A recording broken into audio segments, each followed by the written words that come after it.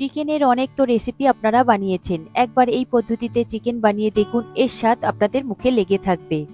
কম সময় ও কম উপকরণে তৈরি করে নেওয়া যায়, তবে এর টেস্ট কিন্তু দারুণ। রেসিপিটি পারফেক্ট ভাবে বানানোর জন্য থাকছে বেশ কিছু টিপস। ভিডিওটি পুরো দেখার অনুরোধ রইল। নমস্কার বন্ধুরা, কিচেন টেকনিকে আপনাদের সবাইকে স্বাগত। আমি মধুমিতা। আজ নিয়ে এসেছি একটা দারুণ স্বাদের রেসিপি, চলুন দেখে নেওয়া যাক। আমার আজকের রেসিপি গোলমরিচ চিকেন বা কালি মির্চ চিকেন। তার জন্য নিয়েছি 500 গ্রাম চিকেন। আমি এখানে উইথ বোন চিকেন নিয়েছি, আপনারা চিকেনের যে কোনো পিস নিতে পারেন। এবার চিকেনটাকে ম্যারিনেট করে নেব। তার জন্য দিয়েছি স্বাদ অনুযায়ী নুন, আর নিয়েছি 2 চা চামচ গোটা গোলমরিচ। গোটা গোলমরিচটাকে লো ফ্লেমে হালকা করে একটু ভেজে নেবেন, তারপরে এটা একটু ক্রাশ করে নেবেন। তবে বাজারে কেনা পাউডার যদি ব্যবহার করেন তাহলে সেই টেস্টটা আপনারা পাবেন না, তাই এইভাবে একটু ক্রাশ করে নেবেন, এর টেস্টটা খুব সুন্দর আসবে। ক্রাশ করা গোলমরিচ দিয়েছি 1 চা চামচ। এরপরে অর্ধেক লেবুর রস আমি দিয়েছি, পাতি লেবুর রস রয়েছে এটা। এরপরে খুব ভালোভাবে চিকেনের সাথে মিশিয়ে নেব। নুন, গোলমরিচ আর লেবুর রস দিয়ে আধ ঘন্টা মতো এটা ম্যারিনেট করে রেখে দেবেন। এতে করে চিকেনের মধ্যে সুন্দর একটা ফ্লেভার আসবে। এরপরে গ্রেভির জন্য আমি নিয়েছি 2টো মিডিয়াম সাইজের পেঁয়াজ। পেঁয়াজটাকে খুবই পাতলা পাতলা করে কেটে নেবেন।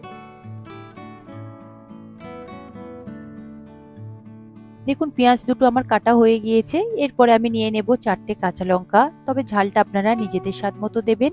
আর নিয়েছি 3 টেবিল চামচ ফেটানো টক দই। আমি টক দইটা একটু জল মিশিয়ে ফেটিয়ে রেখেছিলাম। এরপর একটা গ্রিল প্যান নিয়েছি, আপনারা চাইলে ননস্টিকের প্যানও নিতে পারেন। তাতে দিয়ে দেব 2 চা চামচ সাদা তেল। তেলটা প্যানের চারিদিকে লাগিয়ে দেব। দেখুন চিকেনটা আমার ম্যারিনেট করা হয়ে গিয়েছে আধ ঘন্টা। এরপরে একটা একটা করে চিকেন আমি এই প্যানের উপরে দিয়ে দেব, দিয়ে একটু শ্যালো ফ্রাই করে নেব। হালকা করে একটু লালচে কালার চলে আসবে, ঠিক সেই রকম করে আপনারা ভেজে নেবেন 2 থেকে 3 মিনিট মতন। তবে এই সময় গ্যাসের ফ্লেমটা আপনারা মিডিয়ামে রাখবেন। দেখুন চিকেনের একটা সাইড আমার ভাজা হয়ে গিয়েছে, আমি একটু উল্টে দেব, দিয়ে আরেকটা সাইড খুব ভালো করে একটু ভেজে নেব।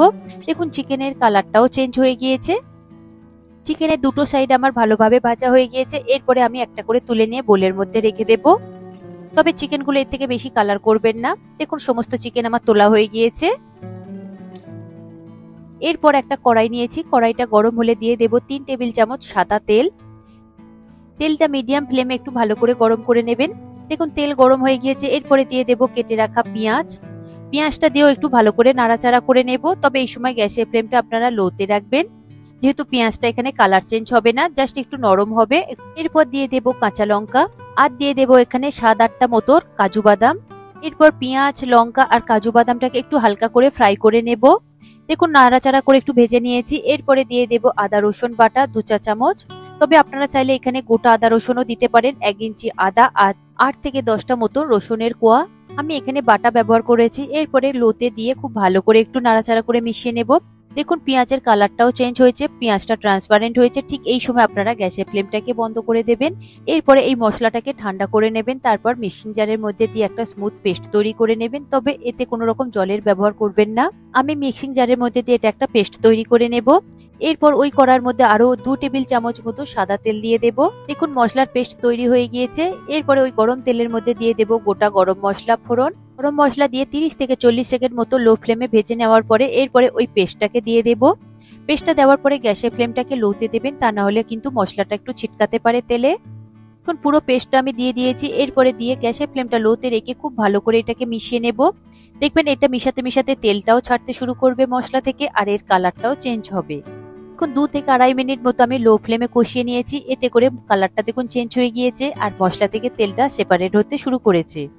এরপর এর মধ্যে দিয়ে দেব ভেজে রাখা চিকেন। চিকেনটা দিয়েও খুব ভালো করে মশলার সাথে মিশিয়ে নেব। এটা আপনারা 5 থেকে 6 মিনিট মতো খুব ভালোভাবে কষিয়ে নেবেন লো ফ্লেমে। দেখবেন কষাতে কষাতে মশলা আর চিকেন থেকে তেল ছাড়তে শুরু করবে। দেখুন মশলা থেকে তেল ছাড়তে শুরু করে দিয়েছে। এরপরে এটাকে আমি লো ফ্লেমে দিয়ে এটাকে ঢেকে দেব 2 থেকে 3 মিনিটের জন্য। 3 মিনিট পরে ঢাকা খুলে দেখছি, দেখুন কতটা পরিমাণে তেল আর জল ছেড়ে দিয়েছে চিকেন থেকে। এরপরে আরো একবার খুব ভালো করে মিশিয়ে নেব। চিকেনটা মশলার সাথে লো ফ্লেমে এইভাবে কষাতে থাকবেন, দেখবেন তেলটা কত সুন্দরভাবে রিলিজ করে দেবে। এরপরে আমি দিয়ে দেব ফেটিয়ে রাখা টক দই। তবে টক দই দিয়ে গ্যাসের ফ্লেমটা আপনারা লোতে দেবেন, তা না হলে কিন্তু টক দইটা ফেটে যেতে পারে। দেখুন টক দই দেওয়ার পরে লো ফ্লেমে রেখে আমি মশলাটাকে খুব ভালোভাবে চিকেনের সাথে কষিয়ে নেব। দেখুন 4 থেকে 5 মিনিট মতো কষাচ্ছিলাম লো ফ্লেমে। এতে করে কতটা পরিমাণে তেল আর জল ছেড়ে দিয়েছে, যেহেতু এতে দই পড়েছে। দই পড়লে চিকেন থেকে প্রচুর পরিমাণে তেল আর জল ছাড়তে শুরু করে দেয়। আরো একবার খুব ভালো করে মিশিয়ে নেব। দেখুন মিশানো হয়ে গিয়েছে। এরপরে দিয়ে দেব হাফ চা চামচ গরম মশলা গুঁড়ো। গরম মশলা গুঁড়ো দেওয়ার পরে আরো একবার খুব ভালোভাবে মিশিয়ে নেব। দেখুন ভালো করে মিশানো হয়ে গিয়েছে। এরপরে দিয়ে দেব ওই মিক্সিং জারটা ধুয়ে হাফ কাপ পরিমাণে জল। খুব বেশি পাতলা ঝোল হয় না, তাই একটু মাখা মাখা হবে, একটু সেমি গ্রেভি হবে, তাই অল্প করে একটু জল দিয়ে দিলাম। এতে করে চিকেনটা তাড়াতাড়ি সিদ্ধ হয়ে যাবে। দেখুন এরপরে আমি ঢাকা দিয়ে দেব, দিয়ে 8 থেকে 10 মিনিটের জন্য এটাকে সিদ্ধ হতে দেব।